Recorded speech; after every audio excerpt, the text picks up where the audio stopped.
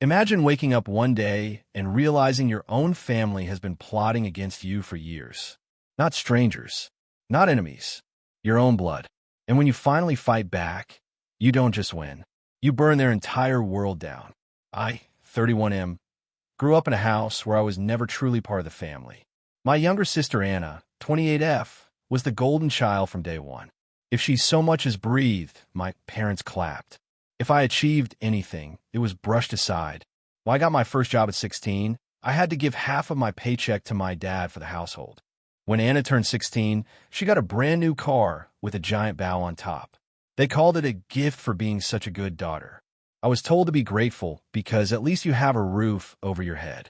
The truth is, I wasn't living in a family. I was living in a hierarchy where I was always at the bottom. Despite all this, I tried to be the responsible one. I worked hard, saved money, paid for my own college. Meanwhile, Anna partied through school, failed classes, got bailed out, and every time she screwed up, my parents rushed to protect her. She's just young, they'd say. But when I made a mistake, I was grounded, screamed at, told I was a disappointment. The real test came when my mom got sick. Cancer. Brutal, slow, unforgiving. And who was there? Me. I drove her to appointments, cooked her meals, sat by her bedside at 3 a.m. when she couldn't breathe. Anna? She showed up maybe once a month, took some pictures for social media, and left. Yet even then, my dad praised her for being such a supportive daughter. I wanted to scream, but I stayed quiet because I love my mom, and I thought maybe, just maybe, my dad would finally see the truth. He didn't. When Mom passed, my world shattered, and instead of support, I got betrayal. A week after the funeral, my dad called me and Anna to a family meeting. There, with zero shame, he announced that Anna would be the executor of the estate.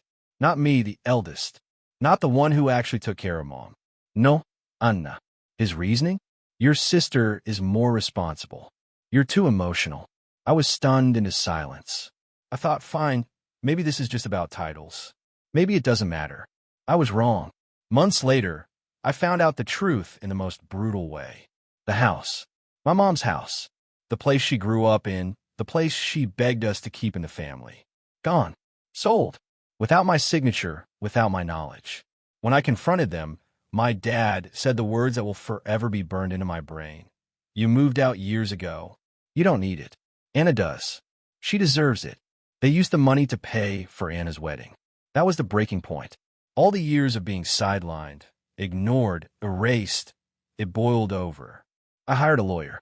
It nearly drained my savings, but it was the best decision I've ever made. The lawyer dug into the will. And guess what? My mom had been very specific. Everything was to be split 50-50ths. No exceptions.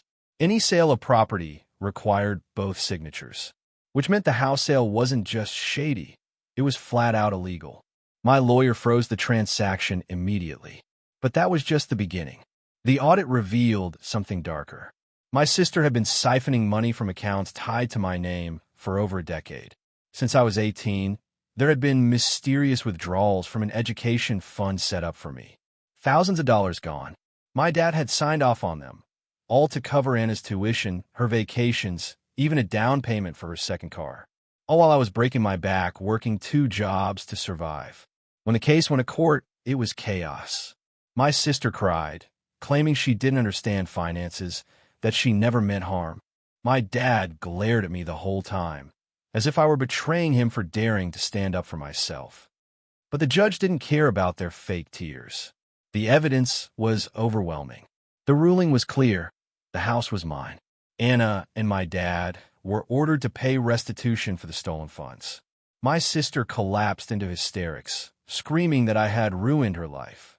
My dad muttered, "You've destroyed this family." And for the first time in my life, I looked him dead in the eyes and said, "No, you destroyed this family when you chose favorites.